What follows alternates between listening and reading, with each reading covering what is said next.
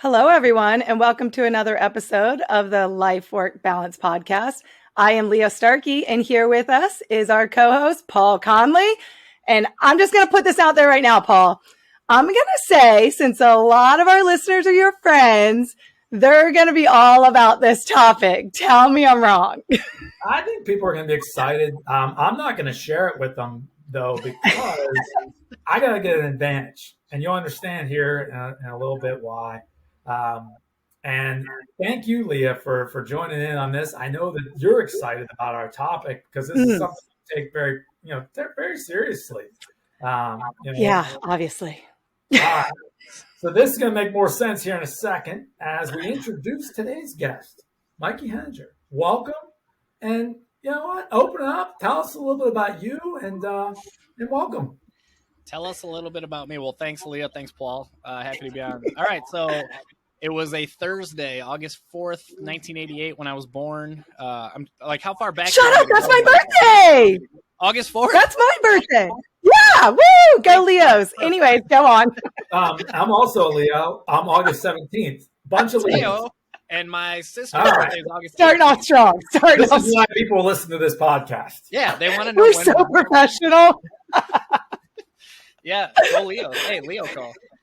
No, man, I on the one hand, I'm just a guy, right? But I think the reason that we're on this call here today is because I have a teeny tiny, small little fantasy football business. I create a lot of fantasy football players use my research, my resources, my community. They use it to get luckier, as I like to say, because there's still a good bit of luck involved with fantasy football. But beyond the business, I'm a family man at heart. I got 2 kids. I got a wife of 8-ish years now. I should probably know that better than wondering it on air.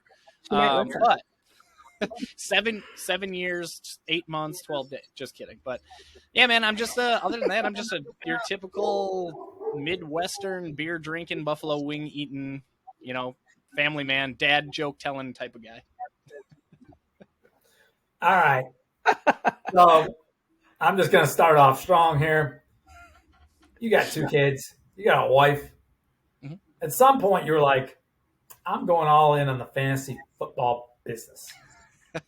Tell me a little bit about that day. Oh, yeah. My wife almost left because she's like, I'm just kidding. That actually couldn't be further from the truth. She is, if it wasn't for her, I probably would have thrown in the towel on this thing. But I'll say this. It wasn't just completely on a whim. I had a little bit of social proof behind me before I dove all into this thing, right? I had been putting out content, putting out a very specific resource out on Reddit for about 2 to 3 years. And people on Reddit enjoyed it so much that they literally started donating for it.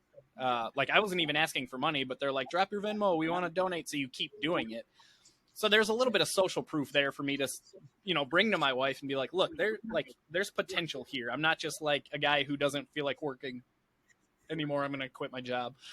But the day that it all kind of came to fruition, it was kind of this combination of, I was waking up and doing the same thing every day, and it was paying the bills, and I was making really good, comfortable money, but I just wasn't there was nothing satisfying or fulfilling about it. It was just, collecting a paycheck and then going home. And to me, it's like, if you're going to be working 5 days a week, you're spending 72% of your life, obviously less than that, but 72% of your week working. You should be doing something that fills you with energy, passion, purpose, etc.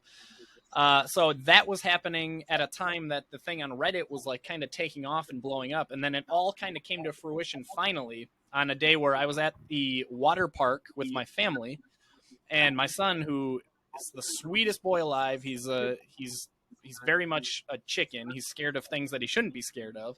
But we climbed the stairs to go down this water slide, and I'm really excited, thinking he's finally going to go down it. And he takes one peek in, and he sees how dark it is, and he goes, I'm not doing it. I'm not doing it. I'm like, dude, we just climbed all these stairs. I'm like, come on, man, we got to do this. I said, hey, buddy, sometimes the most important and the best thing that you can do in your life is the thing that scares you the most. And literally, I looked away from him, and it was like a light bulb went off in my own head, and I was like, oh my God, am I talking to myself right now? Like, who?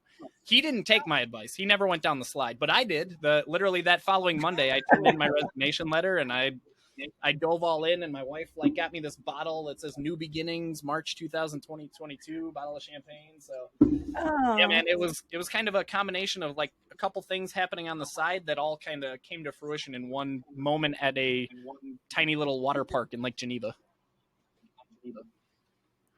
So is your wife involved in fantasy football? Like, does she do all the fantasy? Like, does she look at you like, are you serious right now?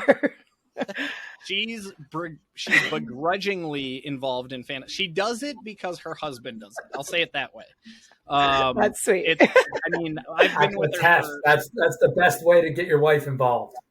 I've been with her for 10. Yeah, I've been with her for 10 plus years, and I've been obsessed with fantasy football my whole life. So she has accommodated me, I guess, if you will. And it's the sort of thing where my best man at my wedding incorporated like fantasy football into the best man speech about how she like puts up with it, sort of thing. So she plays. I would say if we weren't together, she probably wouldn't have played fantasy football ever, probably. But who knows?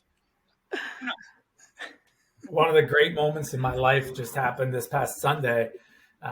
It was Sunday afternoon, and we're hanging out, and my wife comes to me, says, I'm probably never going to say this again, so I want you to hear what I'm about to say. And I didn't know what she was going to say. She's like, I think I kind of miss football being on. And I was like, what? Because normally it's I hate football because of how much time you spend with it. But her broader point was like, it's a calm Sunday, other than if I'm very into the game. But like, right. We got our little routine. She got into the football pool this year, and it was something we kind of, just she did it to do something with me. But it's kind of cool, the wife support. And I know Leah asked on that, but I think that's so vital to this story, right? Oh my God. So talk a little bit about, you said you didn't, just go all in. You did, but you had some social proof. Right. But talk a little bit about that conversation. Yeah. So what's crazy about it, and this is going to sound totally like made up, but I would say she, more than anybody, was the one who said it would have been so easy for her, right? To say, we have a mortgage, we have 2 kids. Like you can't be doing this, because at the time of the decision, I was the one who was bringing in the majority of our income, right? So it would have been so easy and understandable for her to be like, you can't do this right now. She was the opposite. And she said, I don't remember it verbatim, but it was something along the lines of, money, like finances are something we can fix. We can figure that out. Worst case scenario, you've been in B2B sales for 10 plus years. You have a resume, worst case scenario, you get a job and we make money. We can fix that. What we can't fix is you get 50 plus years from now on your deathbed, hopefully 50 plus years, 60 plus years, if I can have my way, but 60 plus years on your deathbed, and you're just looking back wishing you took a chance when you had it. And her big thing was like, you have an opportunity here. You have something that people are interested in, willing to donate their money for. This is a legitimate opportunity. And if you don't take it, you're going to spend the next several decades wishing that you did. And that's not something we can fix. That's something that's going to haunt you for the rest of your life. So she has always been the one that even fast forward 8, 9, 10 months later, where it's like, man, this entrepreneur thing is hard. Like, it is hard to convince people to buy from you, especially when nobody knows who you are, even if it's something as simple as 40, $50. But she's the one who's like, nope, funds are good. We're in a good place. You got to keep going. And she's the one reminding me. And like, I'm like, man, this isn't working. And she'll pull open my spreadsheet and be like, yes, it is. Look at, like, this is what happened last month. This is what happened. So she's always been the one that's like, I'm ready to throw in the towel, and she's pushing me back in the ring. So it's just been, I could not be doing this without her. It's impossible. No way. That's awesome. I love that. That's awesome. Keep in mind, she's home and listening. So I have to say. That's awesome. So I'm curious, before we get into the meat and potatoes of everything that you do, stick on this subject for a minute. Your other job, you said it was sales. Did you genuinely see yourself staying there forever and like, this is what you're going to do? Or were you like, I'm going to have to do something I'm a little more passionate about, or else this isn't going to cut it? So it's a good question. I spent 10 plus years in B2B sales. The first 8 of those were at a company, a software company that I really liked the company and I liked the people, but I knew it wasn't going to be my forever thing. Like after about 5 years, I felt like I had reached a ceiling where I wasn't going to be going to the next place, but I was happy. I was okay just collecting doing my job, collecting the check and doing, structuring my life however made sense at that time.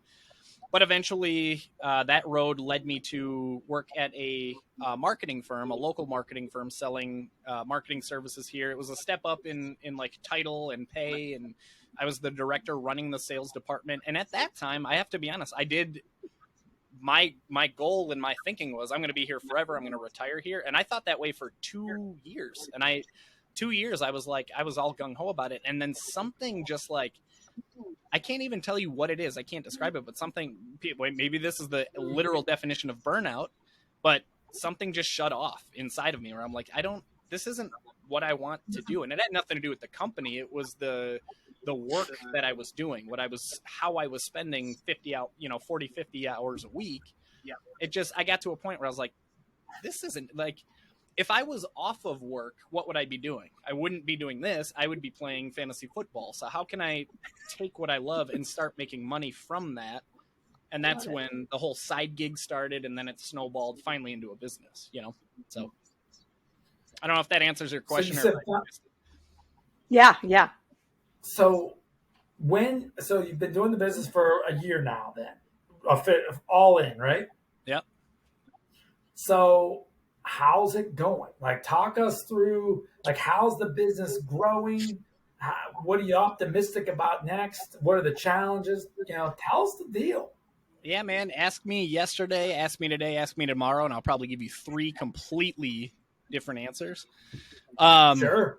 But I mean, you guys talk to entrepreneurs every day. It's a different, the roller coaster is unbelievable. But I will say this, the wins of entrepreneurship, like the victories, it might have sounded like I said the victories of entrepreneurship, there's nothing like it. Like when you get that snowball rolling, the biggest aha moment for me was the first time a complete stranger came to my website, saw what I did, and purchased it. And that moment for me was like, oh, no wonder people frame the first dollar that they ever make, because that tells you like, I have everything I need to know to motivate me for the rest. Like, there's something here. We're going to do something with this. But of course, you're going to have, there's tons and tons of growing pains, right? Like my first year as an entrepreneur, my whole background has been in sales and a little bit of marketing. I don't know anything about T's and C's, terms and conditions for my website, or the legal, or like now we're rolling into tax season and there's all this like complicated, where I'm like, here's all my papers. You go turn this into tax returns, like make sure I don't go to jail. Yeah, just make sure I'm like compliant here. What's funny about that too is I actually haven't even paid myself yet, because I was so scared of like, I don't know how much I'm gonna have to pay in taxes, and the IRS is gonna ask for money that I don't have. So I've literally just like, everything I've made is just sitting in a completely different bank account. But yeah, man, it's going more well than it isn't, if that makes sense. Of course, there's bad days mixed in, and some days where I wake up and I'm like, it's not happening today. But more often than not, it's easy to like look at the signs, look at my records, look at what's been happening. Like January, for example, was my highest revenue month. Granted, I've only been in business for 11 months, but January was my highest revenue at a time where football turned off. That should have theoretically been a very slow month for me, right? Because there's no more football. People are getting out of fantasy football and not into it. So to me, it's all about like looking at the positives and making sure there's still signs that everything is heading in the direction that you need to be heading if you're going to be an entrepreneur, right? So I think it's going well, but it's my first tour as an entrepreneur. I don't really know. It's so funny you talk about that first dollar. Like, I think that anybody listening to this podcast, when you really think about it, you've made hundreds of thousands of dollars over the course of your life. And I recently did something, and I got the first person who purchased it. Mm-hmm. It was for after the Stripe took out. It was like $12.24. This was just recently. It was just something new I put together, and somebody just joined. And I was just like, oh, that's cool. Yep. And then there's this beauty of like, oh wow, like I could wake up today. I just did this. Like I woke up with an idea, mm-hmm. and I was like, oh, I can put that together in an hour and go share it with a few people. Totally. And maybe they buy, maybe they don't.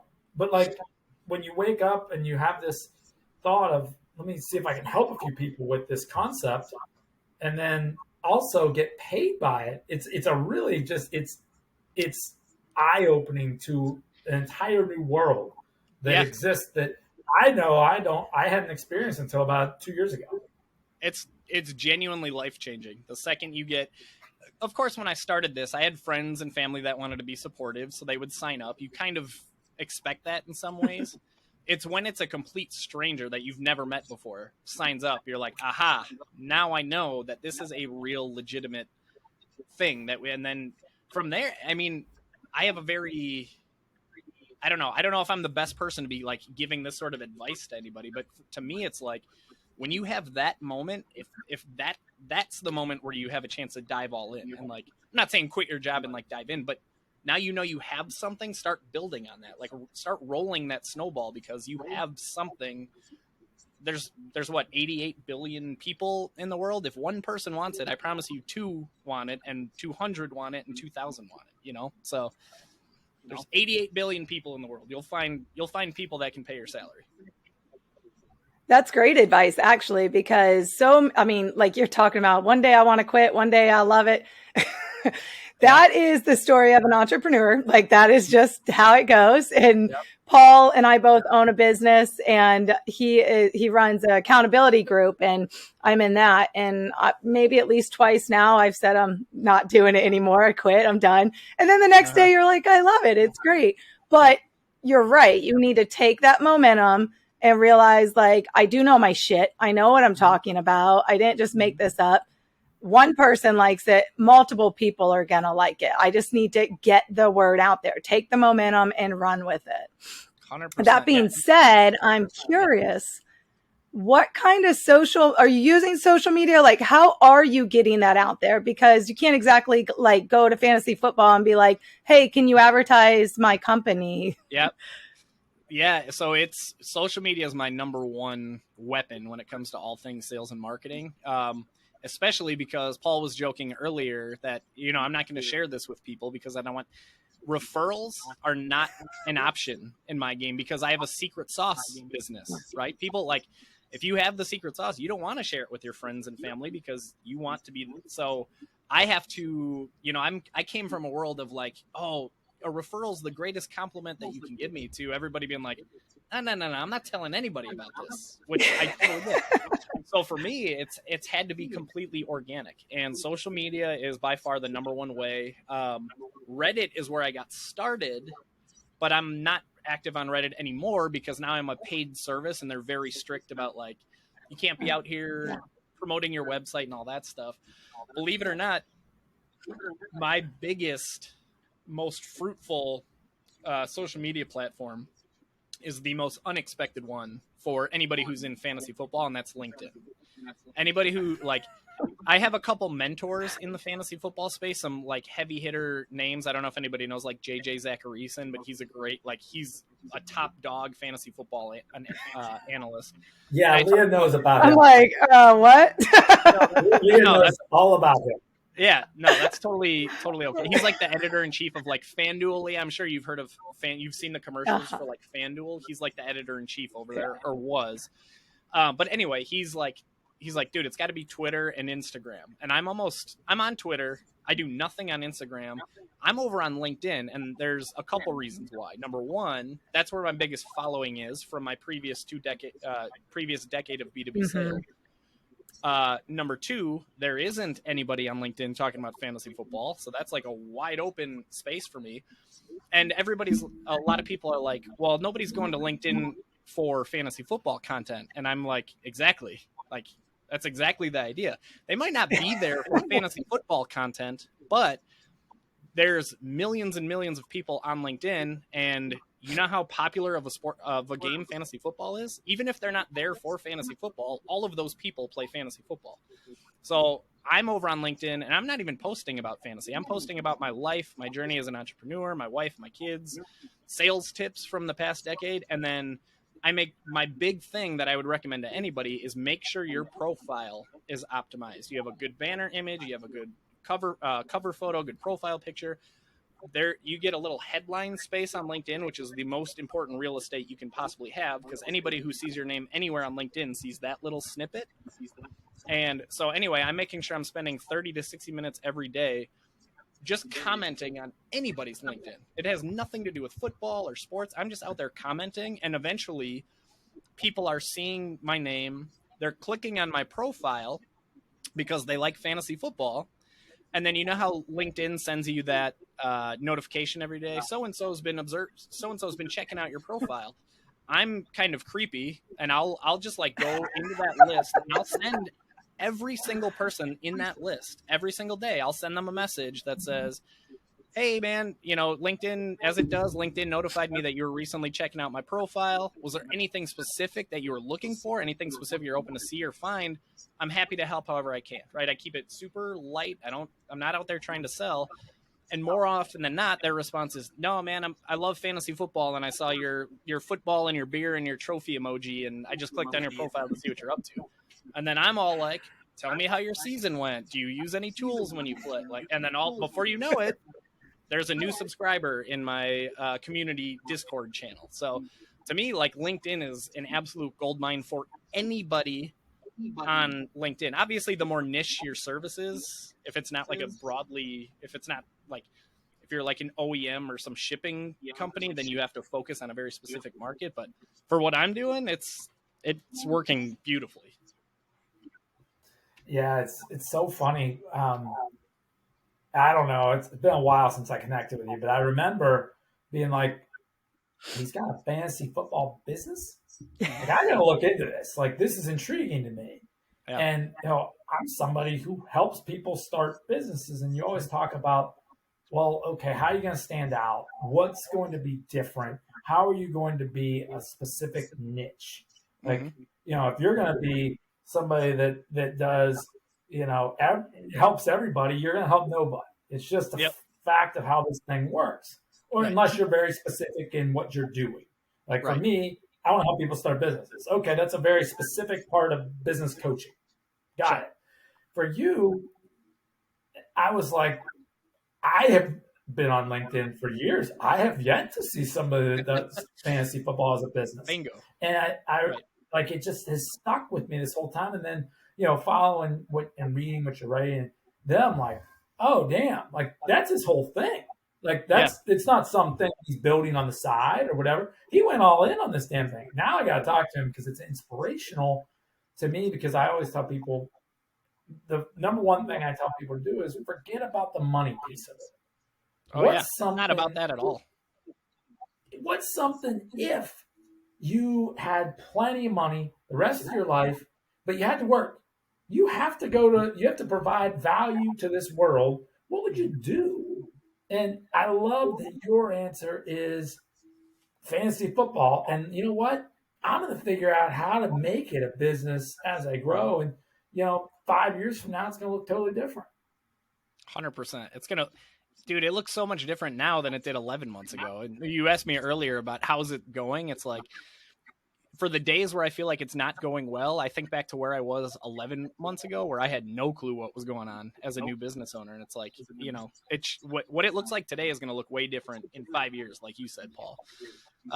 But I mean, you're spot on. Like when I'm out there on LinkedIn or any social media, my whole idea is like, how do I interrupt somebody's day in an organic way where they're just scrolling through LinkedIn, responding to emails, and they're like, what the fantasy football? I got to click that open. And now I've interrupted their day completely by accident, right? So that's kind of the idea with it for sure.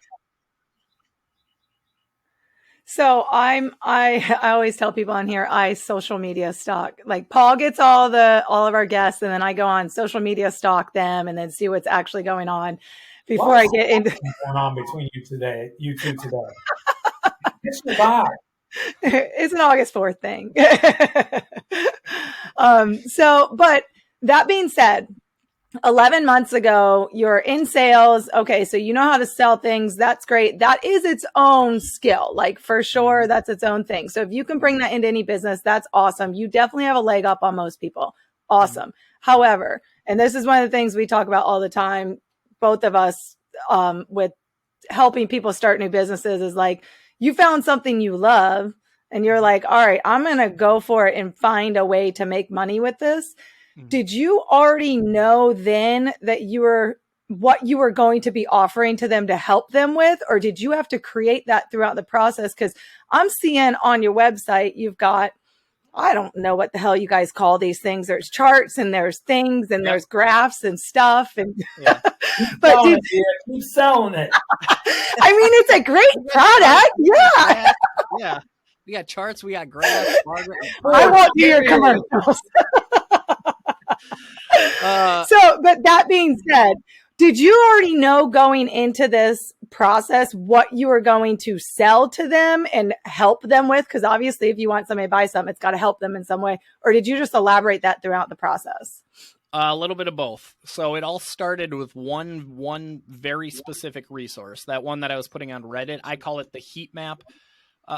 It's something that helps anybody who plays fantasy football would be familiar with this whole like headache that they get every single week where they have to choose one of 2 or 3 guys because they only have roster space for one guy and they have to pick. And anybody who plays fantasy football goes up till kickoff on Sunday like, should I pick player A or player B? I don't know who to pick. And they're sweating over it because they know that decision could be the very reason they win or lose. So there's a resource that I create that helps people confidently make that decision. And when I went into this, I was 100%, this is my thing. This is my product. This is what I'm selling. And it's very much my number one ticket item by far. It's like my differentiator. It's what makes me unique in the industry. But as time went on, of course, I started to as I dove into this full time, I started to notice, there's an opportunity to this, or there's other iterations or things that I could do to evolve the offering where the more I get to know my subscriber base, the deeper I get into the role, the more I see an opportunity to create something. So now, if you like a year ago, if you would have looked at my website, well, it didn't exist a year ago, but whatever, you get what I'm almost a year ago. If you would have looked at my website, there was like one thing you pay and you get this one thing every single week. Now it's like, okay, you pay for the season pass and there's, I think 8 different deliverables that are there. The last 7 came to me within the last 11 months, so it was a little bit of both. I went in with a product, but I came out with a bunch more, So inevitably in this fantasy football world, you're going to give a bad pick. Mm-hmm. How do you handle the haters? Oh, dude. Yes, by far. That's just going to happen. And it's the whole like baseball idea, right? You're considered successful if you fail 7 out of 10 times, or even, basketball. The best basketball the best basketball players in the world miss 5 out of 10 times. Or as one of my buddies likes to put it, he's like, think about golfers. They shoot it 70 times, they only make it 18. I'm like, well, that's whatever. That's a weird analogy, but yeah, man, it's you're going to get stuff wrong. The whole idea, the whole concept behind my tools, by the way, it's not even it's not here's your answer sort of thing. It's not like pick this guy, not this guy. It's more, here's all of the information that you need to know to make this decision between these 2 players. And what you do with that information is ultimately up to you. Now, of course, I do offer more of a white glove because there's still going to be people that are like, I can't decide. I need somebody to decide for me. And I offer that. That's something I do. But most of what I do is like, here's the data, here's the info. You make that decision for yourself. And things go wrong. Of course, things go wrong. But luckily, anybody who's subscribed seems to understand that. Like, understand that fantasy football is still a game of chance. Like, you're still going to get stuff wrong. You could play everything perfect, but you have to trust the process over the results. But you are going to get people on social media that are like just complete trolls. And that's not even something I'm an entrepreneur, man. I don't have time to be worried about what user 3572 thinks about, a tweet that I made 2 weeks ago,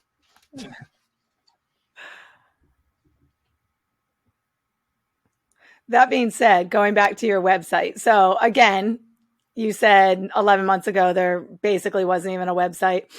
So, fantasy football, sales, and then all of a sudden you have this business. How are you getting this information across to them in a professional way? Looking at your website now, very professional, very awesome. Did you learn all of those things yourself, or did you just start outsourcing things? Both. So because money was tight, I couldn't outsource. Right. I knew I was going from comfortable money to zero. So I was very careful about like burning whatever runway that I had. The website was something that was obviously going to be necessary. I dabbled with it before I realized there's zero chance I'm going to learn how to do this way. Like none. There's no chance I'll figure this out. So I ended up outsourcing that on Fiverr, which was a good check the box experience. I literally just on Monday had a meeting with Devin Santamaria. Shout out to him. I don't know if you guys have ever talked to him. That dude is incredible. He has a business like building websites. He's a terrific human at heart. But started working with him on Monday. We're going to revamp the whole thing. I'm so excited about it. I can't wait for it to be done. But like the website is something that I had to outsource, and I went the Fiverr route. It was very cheap, and he did get something up for me, which was great. Like it checked the box. It got the ball rolling, but there's a lot of like ongoing hurdles, and there's been a lot that I've had to learn as an entrepreneur about how like the functionality of the buying process, for example, and how to make that a lot smoother. So it's been a mixed bag of like learning how to fix things on my own and learning how to do things on my own but also, outsourcing where it makes sense, like writing the terms and conditions for my website. I'm not a lawyer, so I said, I know this is going to be expensive, but I need you to do this. I can't have somebody suing me for something really dumb, especially when it comes to like fantasy football. So I think there's plenty. Luckily, I talked about, I've always said that I think my career journey has kind of set me up with some of the stepping stones or the building blocks to do a lot of this. And I have that sales background, but I also spent 2.5 years at a marketing firm, right? So there's at least a base level understanding of how marketing works as well. So leaned on some of what I had, learned a little bit more, and then outsourced the rest. Hopefully I'll be able to outsource more than not coming up sooner than later. Did you make that logo up yourself? Because it's pretty awesome. Y'all need to go check it out. I get a lot of compliments on the logo. Yeah. I actually just had a buddy who said, or not even a buddy, somebody I didn't even really know. He goes, I don't play fantasy football, but I collect hoodies. And he bought one of my hoodies off of my website. But if cool. There's one thing I'm especially bad at, it's anything artistic design. I have nothing to do with this except for the idea. Well, no, not even the idea. That was actually my friend of mine who like created the concept of it. And then I just outsourced it over to Fiverr, and graphic designers spruced it up and made it look all nice. But this is not me. It's just I came up with the name and they basically did the rest. So on the website, though, I probably should tell you this offline, but it seems like you've made some mistakes here. I'm looking at it, and it says that the monthly rate is $4. There's got to be another number missing or something. You just might want to check that out after the show. There's no way that's right. Yeah, it is, man. And believe it or not, two months ago, I was like, screw it. I'm just going to try and get as many signups if I can. If I get 100,000 people to sign up and pay me $1 a month, or not even that, if it's $1 a month, they don't have to be 100,000 people. So it was $1 a month for a minute there. And then I was like, this is a terrible idea because all of this that I'm doing is worth way more than $1 a month. But yeah, man, it's still cheap. And the big reason for that is because people still don't know who I am yet. right? So I was talking Yeah. to a former CFO at the software company that I worked at, and he was like, he's like, I know what you're doing is worth a lot more, but I hate to say it. You should be looking at giving this away cheaper for now because nobody knows who you are yet. And while you're building that audience. But yeah, everybody I talked to, I had a meeting with Amy Burks not long ago. I don't know if you guys are connected with her on LinkedIn. She's amazing. And Devin, the website guy, was like, dude, part of the exercise we did on Monday is walked through everything I do and assigned a price value to that. And every number that I said, he's like, nope, higher. It's supposed to be higher. I would pay more for that. Yeah. So he's like, you're charging $40 a year. You should be charging at least 100. I'm like, that kind of hurts to hear, but I need to hear it because I don't know. Like, right. You know, I'm that entrepreneur. I have whiplash over here from nodding my head aggressively because like $4, I don't even like. I mean, even if I like fantasy football personally, but if I didn't even play, I think just because I like you, I would give you $4 a month. Like,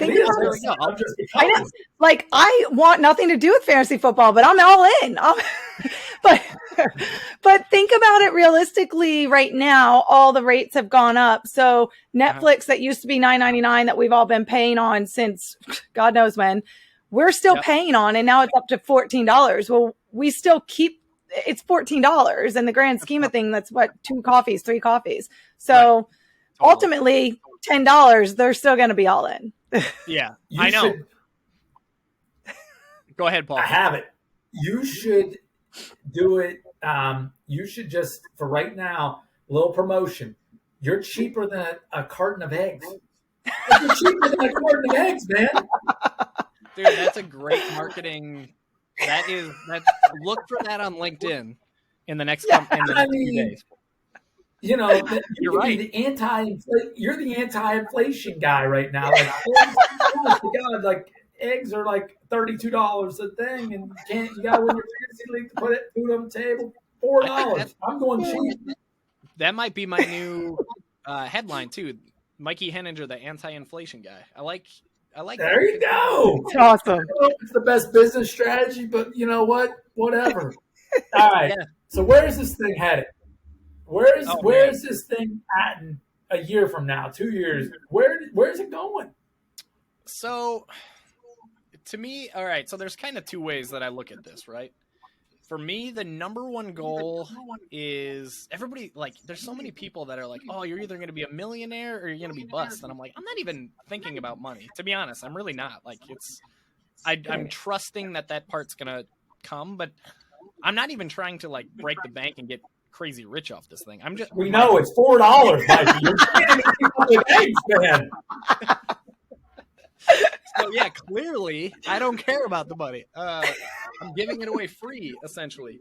But for me, the number one, I've been saying this for a year, the number one goal for me, the first thing I want to do is make this permanent. I want the living situation to be permanent, right? Like the income, the wage that I'm making right now, it's not something that I can, if I'm making it in 10 years, I will not be doing this. It's impossible. But so number one step for me is, how do I make this a permanent, this is what I do for the rest of my life. And I don't know why, but I have no doubt, like I'm overly, ignorantly confident that I will get to that point. And then the long-term goal here is I have so many people that are like, oh, do you do baseball? Do you do basketball? Do you do golf? And I don't do any of those, but eventually I'll be able to hire somebody that does. So hopefully this is a full-blown fantasy company at some point. Although then I won't know what to do with this. Then it's just like Basement Brewed Fantasy Sports, and I would have to change it a little bit. But I mean, that's the long-term goal. And I think that while you're geared towards fantasy football people, fantasy football is something I do to keep in touch with my buddies. But something I actually, as a hobby of mine, is sports betting. Like, I'm in football pools. I love that stuff. And to me, to me, the value of what you have isn't, for me personally, as much with the fantasy football, because I'll find a way to finish in the bottom half of my league no matter what. But with sports betting, that part, because that's the one area where I don't spend enough time with what player on the Jaguars is doing what. I just don't care. I look at it from more of a macro level. But if I could have something like this where I could, that guy's out, that's going to affect the line by a point, this, that, and the other. I think there's a huge market there for you in that. 100%. And it's funny you say that, Paul, because that main tool that I've talked to you guys about a couple times here, that tool that I started putting on Reddit, the heat map, as I call it, that was something that I built just for people for setting their lineups. Then people started using it for DFS. And now, like, this is a guess, but I would guess like 50 to 60% of my subscribers use that when they're making their bets, their player prop bets. Like, that's awesome. Julio Jones over under 44.5 yards. They're using that resource for that. And that wasn't even its intended purpose, but the data that I put inside of that, they find especially helpful when making those player prop bet decisions. So betting is going to be the next branch before a different sport will be. It'll be like, it'll be fantasy football, DFS, and betting, and then we'll get to like baseball, basketball, all that stuff. But betting's coming next for sure. Well, we've asked you a lot of questions, and let me tell you something that costs more than $4, but it's worth every penny. Yeah, Cleveland cookie guy, Mikey. Tell me what's the GOAT cookie in your world? Anything that's like cookies and cream focused, but I'm not saying like Oreo, right? Like I had a cookie the other day that was like, bleep that. We don't use that language on this podcast. We what? We don't use the O word on this podcast. That's trash, Mikey. Oreo? Yeah, no, I know, but when you said it again. Bleep it, Leah. When I say cookies and cream, people think of that cookie. I think, right? Do they not? Because of the black and white like color tone of it? For sure. I'm talking about like a good cookie. There. What if I like start talking bad about? Does that count? But no, it was like, I'm not gonna be mad at it. It was like a black and white cookie, and the frosting was cookies and cream focused. I think you can't go wrong with that as far as specialty cookies go. But I gotta say, I literally just wrote a post the other day on Facebook or LinkedIn or somewhere. I don't know if you guys have ever had crumble cookies. I think they're the most overrated cookies that I've ever seen. Or like, I don't understand the hype. I don't get it. I've been there 4 times. I've never had a cookie there that I'm like, oh my God, this is the greatest. Chocolate chip cookie should be the most basic thing. Their chocolate chip cookies are average. I went to my local grocery store and I bought a box of like 24 of them. They nailed it. So like, as far as like just classic cookie goes, you can't beat a good chocolate chip cookie. You can't beat it. As they say in Dumb and Dumber, just when I think you couldn't get any dumber, you went and you totally redeemed yourself by calling out the C word. Right. Not that one. The other one. The cookie one. You know, at that other cookie company that inflates their prices, they're way past eggs, let me tell you. But the best cookie you'll have someday is the Cleveland Cookie Guy. Check him out on Instagram. Clee Cookie Guy on Instagram. Mouth-watering treats. He sent me this, and like he knows, I'm trying to eat healthy. I'm praying for a damn marathon. And this guy just sends me sweet nothing photos of these cookies with blueberry topping on it, and it's just unbelievable. This guy is his heat map for cookies is at a different level. It's unbelievable what he's able to do, and you know it's crazy. So Clee, does he ship to Milwaukee? So he's in almost every state in the country right now, my man. Oh, nice. We'll get you some cookies. Don't you worry. All right. Final question. We always ask everybody, you know, when you created this business, you wanted to have some fun, but you know what? You wanted to put your life ahead of your work. At the end of the day, you got 2 young kids, a wife. Tell us, what piece of advice would you give to somebody that's kind of like you were, man? They're just like, I don't think I can do this for the next 20, 30 years, but there's this thing I want to do. What advice would you give? I would say, I mean, there's a couple things that come to mind. The first thing is, to me, it was really important to have that social proof to fall back on. Like it wasn't just me saying, like almost ignorantly, oh, I feel like doing this now. Like I needed to have something that I could fall back on and say, look, I have something tangible that I can come back to and say, there's potential here. To get to that spot, I would encourage anybody to start on the side. Like, don't just jump out and like start doing something that you've never done before. Like, start out, come home at night, and after the kids go to bed, spend an hour and start building something and start asking.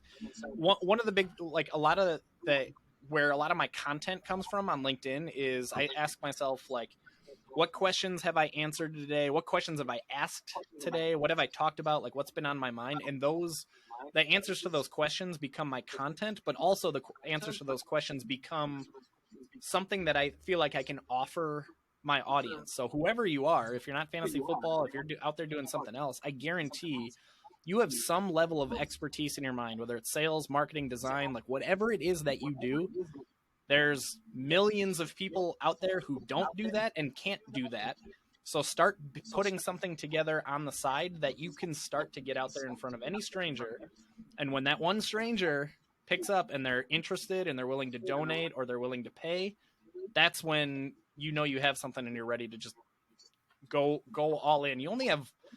We get one shot at this life, guys. Like, we get one. Like, do you want to be in your 90s wishing you took that chance, or do you want to take that chance and fall back on plan B if you need to someday? I'd rather go the latter on that one.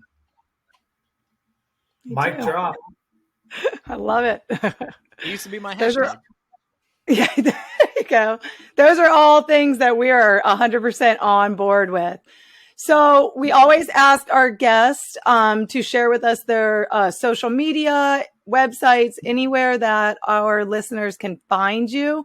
We definitely need all of Paul's friends to go and purchase this so that they can beat him at fantasy football.